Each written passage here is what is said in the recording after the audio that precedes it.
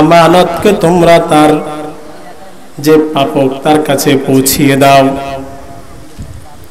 ওয়াইদা হাকামতুম বাইনান নাসি আন তাহকুমু বিল আদল, তোমরা যখন পরস্পর ফয়সালা করবে তোমরা ন্যায় পরায়ণতার সাথে ফয়সালা করো। এখানে আল্লাহ তাআলা আমানতের কথা বললেন। আমানত যে শব্দটা আল্লাহ তাআলা ব্যবহার করেছেন এখানে, এই শব্দটা হলো জমা, মানে বহু বচন। এখানে আমানত বলতে আল্লাহ তাআলা অনেক কিছু বুঝিয়েছেন। এখানে সর্বপ্রথম আমানত হলো ক্ষমতা। ক্ষমতা হলো একটা আমানত। এই আয়াতের শান নজুল যখন আমরা দেখব এই শান নজুলটা দ্বারা যেটা বোঝানো হয় সেটা হলো ক্ষমতা। উসমান ইবনে তালহা রাদিয়াল্লাহু তাআলা আনহু মক্কা বিজয়ের পূর্বে উসমান ইবনে তালহা রাদিয়াল্লাহু তাআলা আনহুর কাছে কাবা ঘরের চাবি ছিল। বিশ্বনবী মক্কা বিজয়ের পূর্বে কাবা ঘরে গিয়েছেন তাওয়াফ করার জন্য, তাওয়াফ করেছেন। এরপরে উসমান ইবনে তালহা রাদিয়াল্লাহু তাআলা আনহুকে বললেন, হে উসমান ইবনে তালহা, আমি কাবা ঘরে ঢুকতে চাই। উসমান ইবনে তালহা বললেন, না, আপনাকে ঢুকতে দেয়া হবে না। বিশ্বনবীর সাহাবী এক সাহাবী দেখে উসমান ইবনে তালহার কাছ থেকে ওই চাবিটা জোরপূর্বক নিয়ে বিশ্বনবীর জন্য দরজাটা খুলে দিয়েছেন, কাবা ঘরের দরজা খুলে দিয়েছেন। এরপরে বিশ্বনবী ওই কাবা ঘরে ঢুকেছেন, আল্লাহর ইবাদত করেছেন। ইবাদত করার পর বিশ্বনবী বললেন, হে উসমান ইবনে তালহা, শোনো শোনো, একদিন এই কাবা ঘরের চাবির ক্ষমতা কিন্তু আমার কাছে থাকবে। উসমান ইবনে তালহা তখনও মুসলিম হয় নাই, কিন্তু চিন্তা করলেন মুহাম্মদ বলেছেন এটা কখনো মিস হতে পারে না, এটা মিস হবে না। সব কিছু মিস হতে পারে কিন্তু মুহাম্মদের কথা মিস হতে পারে না।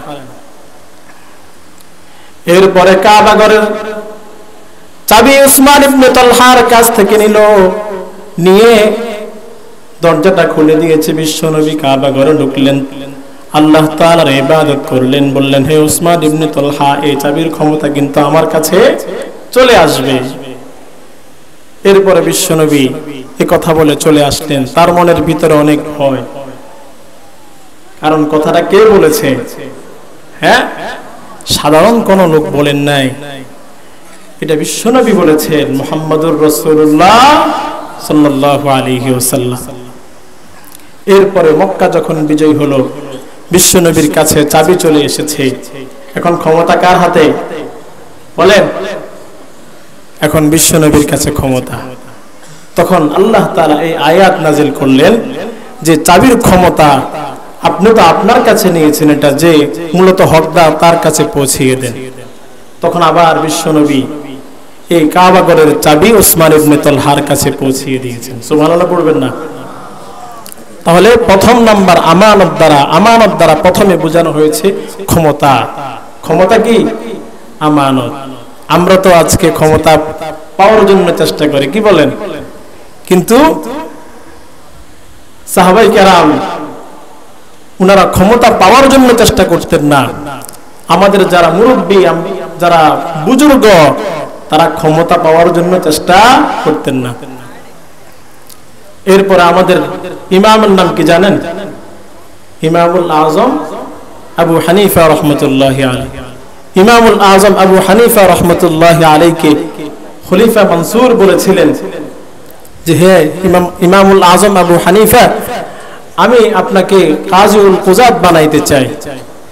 মানে আমার যে রাষ্ট্র আছে, আমার যে রাজ্য আছে, আমি আপনাকে এই রাজ্যের সবচেয়ে বড় বিচারক বানাইতে চাই। ইমামুল আজম আবু হানিফা বললেন, না, আমার পক্ষে সম্ভব না। আমার পক্ষে কি না? সম্ভব না, কারণ এটা হলো আমানত। এটা কি? আমানত। ইমামুল আজম আবু হানিফা রাহমাতুল্লাহি আলাইহি যখন বললেন আমার পক্ষে সম্ভব না, এই কথা বলার সাথে সাথে খলিফা মনসুর আবু হানিফা রাহমাতুল্লাহি আলাইহিকে জোরে প্রহার করলেন। প্রহার করার পর পুরো এলাকার মধ্যে ছড়িয়ে পড়েছে খলিফা মনসুর আবু হানিফা রাহমাতুল্লাহি আলাইহি আঘাত করেছে। পুরা সমাজের মধ্যে ছড়িয়ে পড়ল, পুরা রাষ্ট্রের মধ্যে ছড়িয়ে পড়ল। ছড়িয়ে পড়ার পর বাদশাহ মনসুরের চাচা বলল, হে মনসুর, তুমি আবু হানিফার কাছে ক্ষমা চাও, কারণ আবু হানিফা সাধারণ কোন ব্যক্তি নয়, আবু হানিফা হলো ইমামুল আজম। আবু হানিফা কি? ইমামুল আজম, সাধারণ কোন ব্যক্তি নয়, সাধারণ কোন ব্যক্তি নয়। ইমামুল আজম হলো কি? আবু হানিফা হলো ইমামুল আজম। বলেন, আবু হানিফা কি? ইমামুল আজম, সবচেয়ে বড় ইমাম, সবচেয়ে বড় ইমাম। এরপরে বাদশাহ মনসুর চিন্তা করলো ক্ষমা চাওয়া দরকার, ক্ষমা চাওয়া দরকার। কিভাবে ক্ষমা চাইলো? বাদশাহ মনসুর ইমামুল আজম আবু হানিফার কাছে কিছু টাকা পাঠাইলো, স্বর্ণ মুদ্রা পাঠাইলো, এবং একজনের কাছে পাঠিয়ে বলল, তুমি বলবা খলিফা তোমার কাছে, আপনার কাছে ক্ষমা চাচ্ছেন, আপনি যদি ক্ষমা করেন তাহলে এর প্রমাণ হচ্ছে আপনি টাকাটা গ্রহণ করবেন। টাকাটা কি করবেন? গ্রহণ করবেন। যদি টাকা গ্রহণ না করেন তাহলে বোঝা যাবে আপনি ক্ষমা করেন নাই। ওই লোকটা ইমামুল আজমের কাছে গিয়ে বলল, ইমামুল আজম, আমাকে খলিফা পাঠিয়েছে আপনার কাছে যে আপনি যদি হাদিয়া গ্রহণ করেন খলিফার পক্ষ থেকে, তাহলে ধরা হবে আপনি খলিফাকে মাফ করে দিয়েছেন, ক্ষমা করে দিয়েছেন। যদি আপনি এই টাকা গ্রহণ না করেন তাহলে বোঝা যাবে আপনি খলিফা মনসুরকে ক্ষমা করেন নাই। ইমামুল আজম আবু হানিফা বললেন, আমি তাকে আরো আগে ক্ষমা করে দিয়েছি। খলিফা মনসুর কোন সাহসে আমার কাছে এই টাকা পাঠিয়েছে? এটা কি তার বাপের টাকা? এটা তো তার নিজের টাকা না, এটা রাষ্ট্রের টাকা। কিসের টাকা? রাষ্ট্রের টাকা। খলিফা মনসুর তো পাঠিয়েছে, যদি গ্রহণ না করে তাহলে আবার শাস্তি দিবে, এটা মনের ভিতরে ছিল। এরপরে ওই লোকটা অনেক চেষ্টা করলো যে আবু হানিফা যেন এই টাকাগুলো কি করে, গ্রহণ করে, কিন্তু আবু হানিফা রহমতুল্লাহি আলাইহি গ্রহণ করলেন না। অনেক চেষ্টা করলেন, গ্রহণ করলেন না। এরপরে ওই লোকটা খলিফা মনসুরের কাছে গিয়ে বলল যে আবু হানিফা টাকা গ্রহণ করেনি। খলিফা চেতে গেল যে সে আমাকে অপমান করেছে, আমি হাদিয়া পাঠিয়েছি, আমি টাকা পাঠিয়েছি, সে আমার টাকা গ্রহণ করলো না, তার মানে আমারে কি করলো? অপমান করেছে। কিন্তু আবু হানিফা রহমতুল্লাহি আলাইহি তার জায়গায় অটল, যতই কিছু করো আমি এই টাকা গ্রহণ করব না, কারণ এটা তোমার বাপের টাকা না, এটা রাষ্ট্রের টাকা। তুমি খলিফা হয়েছো, কি হয়েছে? তোমার জন্য এটা বৈধ হবে না যে তুমি রাষ্ট্রের টাকা আমাকে হাদিয়ে দিবে। আমাদের বিভিন্ন জায়গায় এরকম চলে কি চলে না? রাষ্ট্রের টাকা অনেককে হাদিয়ে দেয়া হয় না, ঘুষ হিসেবে আর কি। হুজুর আপনারা তো হাদিয়ে নেন, আমরাও হাদিয়ে নিই। আমাদেরকে হাদিয়ে দেয় মানুষ খুশি হয়ে, কি হয়ে? খুশি হয়ে। তোমাদেরকে মানুষ হাদিয়ে দেয় ভয়ে। তোমাদের হাদিয়া নয়, তোমাদেরটা হচ্ছে কি? ঘুষ। কি তো বলতেছিলাম, তাহলে আমানত, ক্ষমতাও কি আমানত? ক্ষমতা কি বলেন? আমানত। এরপরে আসেন মানুষের টাকা, আমরা যেটা বুঝি, কেউ আপনার কাছে কোনো টাকা দিয়েছে, এটাও কি? এটা আমানত। কথার কথা, আপনাকে কেউ 500 টাকা দিয়েছেন, 500 টাকা দিয়ে বললেন এটা আপনি আমানত হিসেবে রাখেন। আপনি চৌমুহনীতে গিয়েছেন, আপনার 500 টাকা প্রয়োজন, 500 টাকা কি প্রয়োজন। এখন আপনি চিন্তা করলেন 500 টাকা খরচ করে ফেলি, এটা আপনি পারবেন না, এটা আপনি পারবেন না, কারণ এটা কি? আমানত। এটা কি বলেন? আমানত। এরপরে আমাদের যে নিজেদের সম্পদ, নিজেদের জান মাল, এটা কি? আমানত। আল্লাহ তাআলা বলেন, ইন্নাল্লাহা আশতারা মিনাল মুমিনিনা আনফুসাহুম ওয়া আমওয়ালাহুম বিআন্না লাহুমুল জান্নাহ। আল্লাহ তাআলা বলেন, নিশ্চয় আল্লাহ মুমিনদের কাছ থেকে জান্নাতের বিনিময়ে জানমাল ক্রয় করে নিয়েছেন। জানমাল ক্রয় করবেন এ কথা বলেন নাই, জানমাল ক্রয় করে নিয়েছেন, ক্রয় করা হয়ে গেছে। কথার কথা, আপনারা এখানে যারা দোকানদার আছেন, দোকানদারের কাছ থেকে যদি ক্রেতা কোনো কিছু ক্রয় করে, এরপরে কি দোকানদারের কোনো ক্ষমতা থাকে? এখানে ক্ষমতা থাকে না।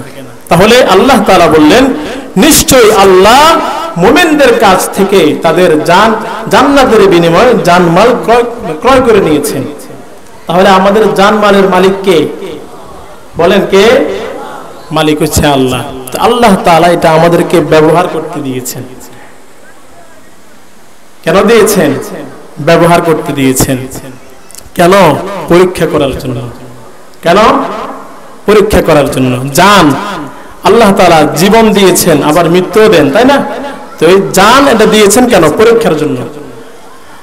আল্লাহ তাআলা বলেন, তাবারাকাল্লাযী বিয়াদিহিল মুলকু ওয়া হুয়া আলা কুল্লি শাইইন কাদির الذي خلق الموت والحياة ليبلوكم أيكم أحسن عملا وهو العزيز الغفور।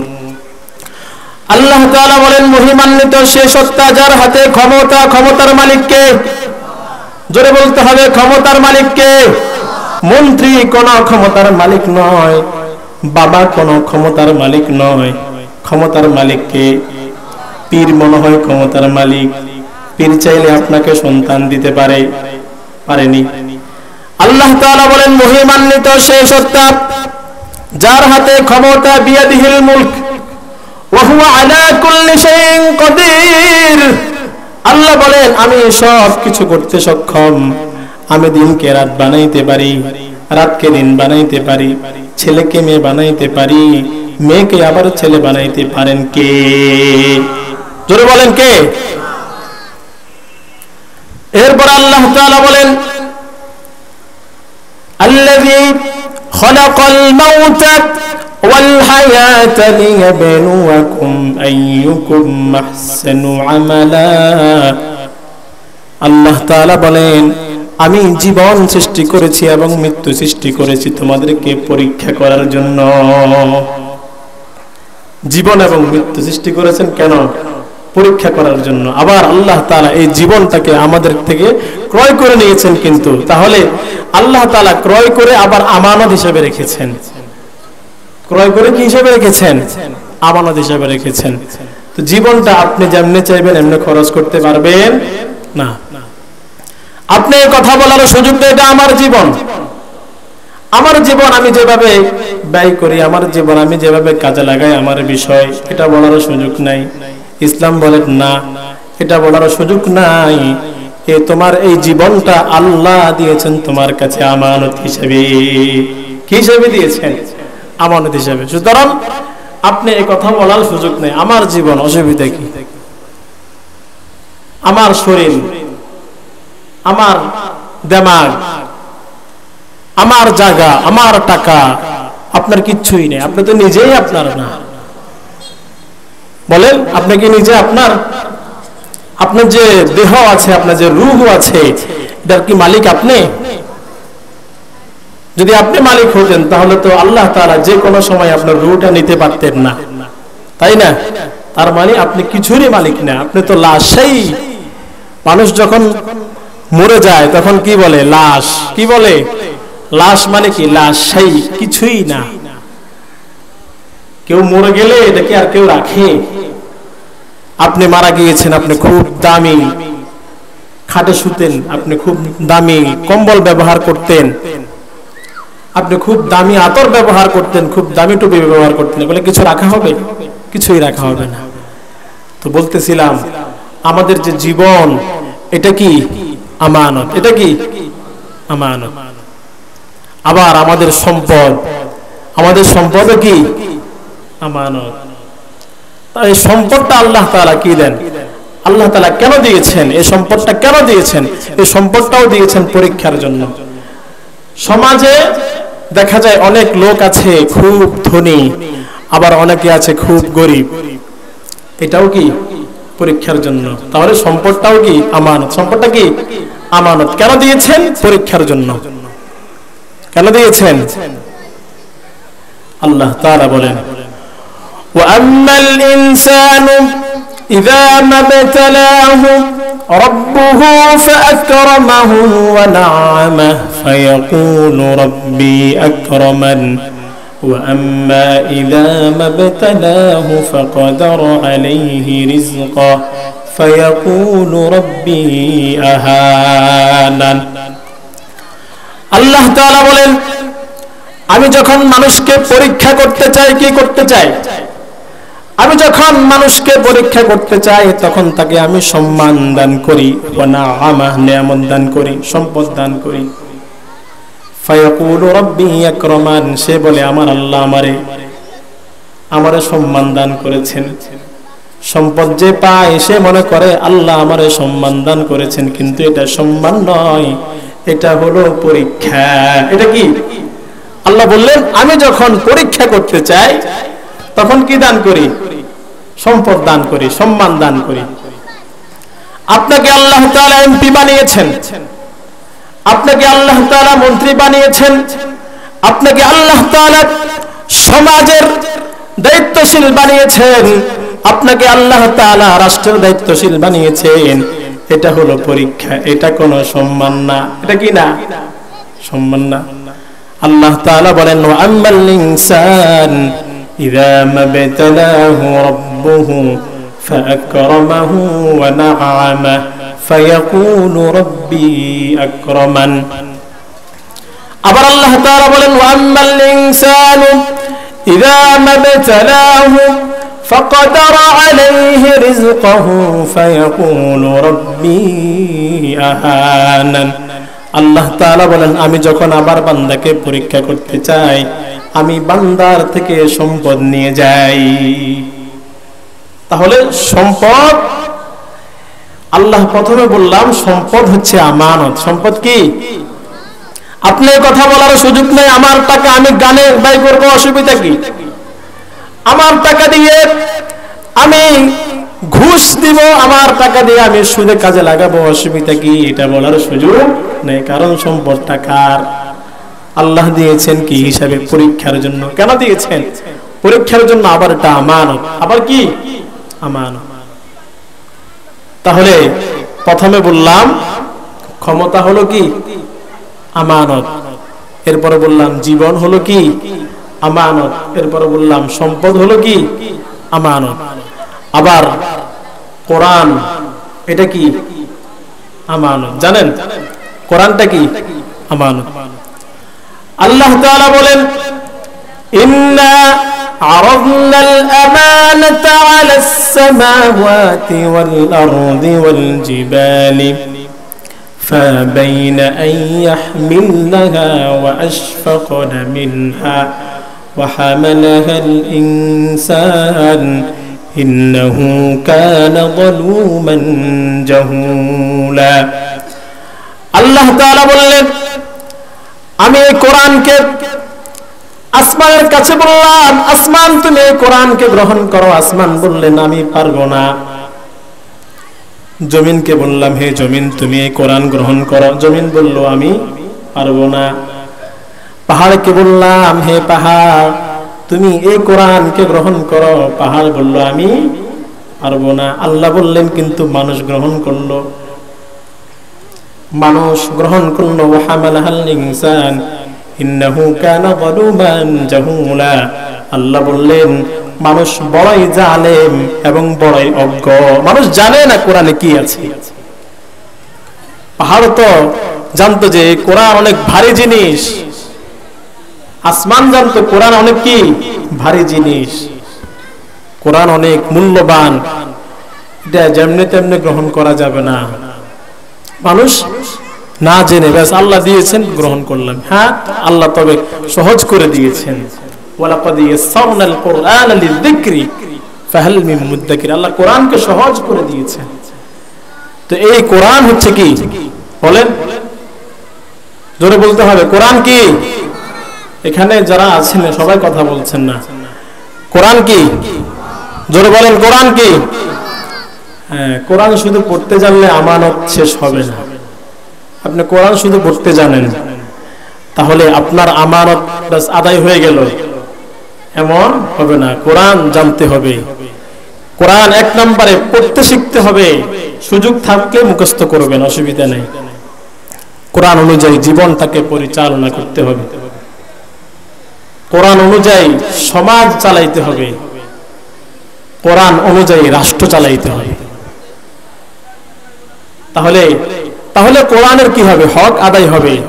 কোরআন নামক যে আমানত আছে, এই আমানত আপনি আদায় করলেন। যদি আপনি কি করেন? কোরআন অনুযায়ী, কোরআন প্রথমে শিখতে হবে, পারলে মুখস্থ করবেন। আমরা মুখস্থ করাকে অনেক গুরুত্ব দিই, যে হাফেজ হাফেজ হইতেই হবে। একটা ছেলে তার মেধা নাই, কিন্তু আমরা তাকে মাদ্রাসায় দিয়েছি না, 2 হাফেজ হইতেই হবে। এরকম অনেক ঘটনা শোনা যায়, ছেলে মুখস্থ করতে পারতেছে না, এক পর্যায়ে ফাঁসি দিয়ে মারা গেছে। এরকম অনেক ঘটনা শোনা যায়। কোরআন মুখস্থ করা আবশ্যক না, তবে কোরআন বুঝতে হবে, বুঝা আবশ্যক। কোরআন না বুঝলে আপনি কোরআন অনুযায়ী নিজের জীবন কিভাবে পরিচালনা করবেন, সমাজ কিভাবে আপনি পরিচালনা করবেন, রাষ্ট্র কিভাবে আপনি পরিচালনা করবেন? তাহলে কোরআন এই আমানত শুধু আপনি পড়তে পারলে এই কোরআনের আমানত কি হবে না? শেষ হবে না। কোরআন অনুযায়ী কি করতে হবে বলেন? কথা কয় না? প্রথমে নিজেকে ঠিক করতে হবে। আল্লাহ তাআলা বলেন, কু আনফুসাকুম ওয়া আহলিকুম নারা, নিজেকে এবং পরিবারকে জাহান্নাম থেকে বাঁচাও। তাহলে কোরআন দিয়ে আগে নিজেকে ঠিক করতে হবে। পরিচালনা করেন নাই? হ্যাঁ, ওটা কি দুনিয়াবী শিক্ষা ছিল? রাষ্ট্র কিভাবে পরিচালনা করতে হবে, এটা নবীকে কে শিক্ষা দিয়েছেন? কথা বলেন, কে শিক্ষা দিয়েছেন? আল্লাহ শিক্ষা দিয়েছেন। তাহলে রাষ্ট্র পরিচালনা করার নিয়ম জানা, এটাও কি দ্বীনের শিক্ষা। তবে দেখতে হবে আমার কি সেকুলারিজমের রাষ্ট্র পরিচালনা নাকি ইসলাম অনুযায়ী রাষ্ট্র পরিচালনা, এটা আমাকে দেখতে হবে।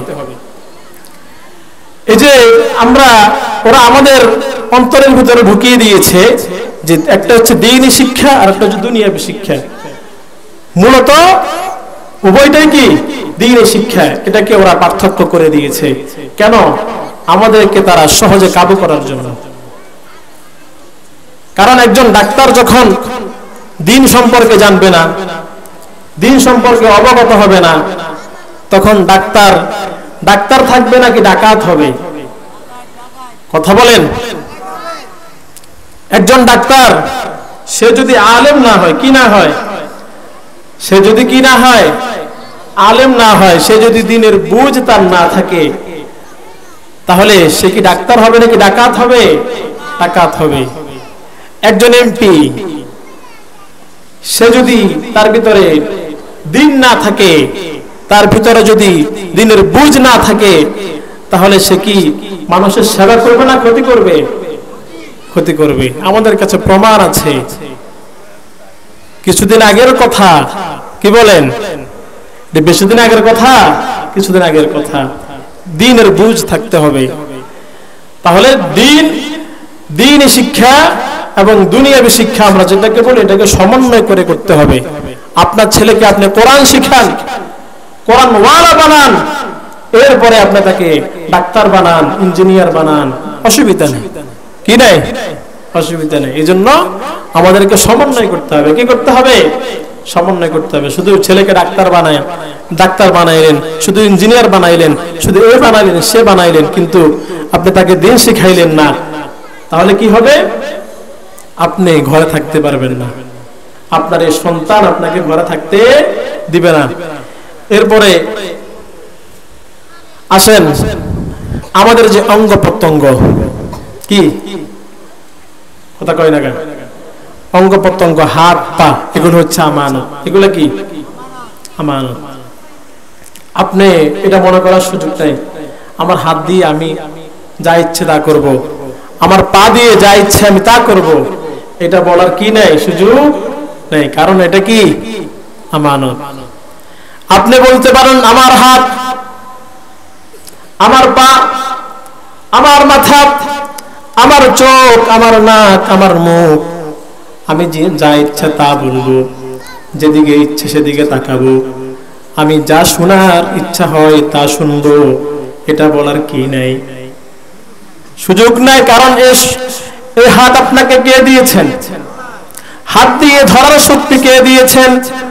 মুখ দিয়ে বলার শক্তি কে দিয়েছেন? মাথা দিয়ে চিন্তা করার শক্তি দিয়েছেন যিনি, তিনার নাম কি? জোরে বলেন। ওহু আলা কুল্লি শাইইন কাদির।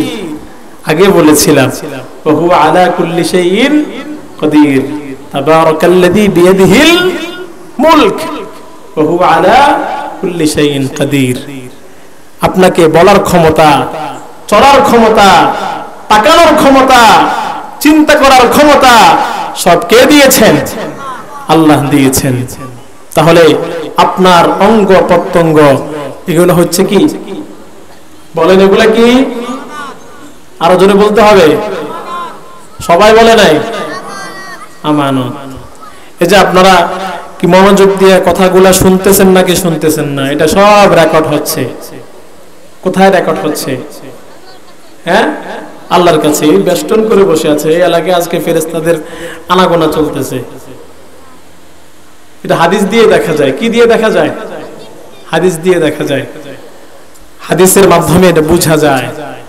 কারণ রাসূল করিম সাল্লাল্লাহু আলাইহি ওয়াসাল্লাম বললেন, হাফাতহুমুল মালায়েকা ওয়া নাযালাত আলাইহিমুস সাকিনা ওয়া যাকারাহুমুল্লাহু ফীমান ইনদাহু।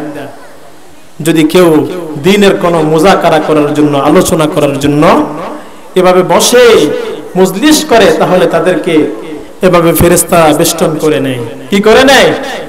বেষ্টন করে নেয়। ওয়া নাযালাত আলাইহিমুস সাকিনা, তাদের উপরে রহমত বর্ষণ হতেই থাকে। সুবহানাল্লাহ বলবেন না? এরপরে হাদিসের মধ্যে আছে আল্লাহ তাআলা ফেরেশতাদেরকে জিজ্ঞেস করেন, হে আমার ফেরেশতারা, আমার এই বান্দাগুলো যে আমার আলোচনা করছে, এই বান্দাগুলো কি আমাকে দেখেছে কিনা? ফেরেশতারা বলেন, না দেখে নাই। কি বলেন? না দেখেন নাই। এরপরে আবার আল্লাহ তাআলা জিজ্ঞেস করেন, হে আমার ফেরেশতারা, আমার এই বান্দাগুলো যে আমার আলোচনা করছে, আমার এই বান্দাগুলো কি আমার জান্নাত দেখেছে কিনা? ফেরেশতারা বলেন, না, জান্নাত দেখে নাই। আবার আল্লাহ তাআলা জিজ্ঞেস করেন, হে আমার ফেরেশতারা, আমার এই বান্দাগুলো যে আমার আলোচনা করছে, আমার এই বান্দাগুলো কি আমার জাহান্নাম দেখেছে কিনা? ফেরেশতারা বলেন, না, তাও দেখে নাই। এরপর আল্লাহ তাআলা ফেরেশতাদেরকে বলেন, হে আমার ফেরেশতারা, আমি তোমাদেরকে সাক্ষী রেখে বলছি, আমার এই বান্দাগুলো আমাকে না দেখে, জান্নাত না দেখে, জাহান্নাম না দেখে, আমার এই বান্দাগুলো আমার আলোচনা করছে, আমি আমার এই বান্দাগুলোকে ক্ষমা করে দিলাম। ওরে সুবহানাল্লাহর কোনো আওয়াজ নাই। জোরে বলুন সুবহানাল্লাহ। তাহলে আমাদের এগুলা কি হচ্ছে? এগুলা সব রেকর্ড হচ্ছে। কি হচ্ছে? রেকর্ড হচ্ছে। তো আমরা আজকে কি আলোচনা করলাম? আমানত নিয়ে। কি নিয়ে আলোচনা করলাম? আমানত নিয়ে। প্রথমে বললাম ক্ষমতা কি? আমানত। ক্ষমতা কি? আমানত। জীবন কি? সম্পদ কি? জোরে বলেন, সম্পদ কি? সন্তান কি? কোরআনটা কি?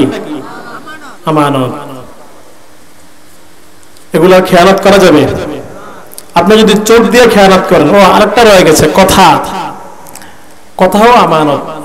হাদিসের মধ্যে আছে, কেউ যদি কাউকে কোনো কথা বলে এবং এদিক সেদিক তাকায়, তাহলে এই কথাটা কি? আমানত। অনেক সময় সমাজে দেখা যায় অনেকে বিশ্বাস করে অনেক কথা বলে, যে ভাই আমি অনেক সমস্যার মধ্যে আছি, আমার এই পেরেশানি, আমার এই সমস্যা, বলে কি বলে না? বলে। তো এই কথা বলে যখন সে বললো, ভাই এই কথা আপনি কাউকে বলবেন না, তখন এই কথাটা কি হয়ে যায়? আমানত হয়ে যায়। কি হয়ে যায়? আমানত হয়ে যায়। আপনি যদি কাউকে এই কথা বলে দেন, আমানতের কি হবে? খেয়ানত হবে। আল্লাহ তাআলা যে কথাগুলো বললাম, আল্লাহ তাআলা আমাদেরকে, প্রথমে আমাকে এবং আপনাদের সবাইকে, এবং যারা আমার কথাগুলো শুনেছে সবাইকে আমল করার তৌফিক দান করেন। ওয়া আখিরু দাওয়ানা আলহামদুলিল্লাহি রাব্বিল আলামিন। আসসালামু আলাইকুম ওয়া রাহমাতুল্লাহি ওয়া বারাকাতুহু।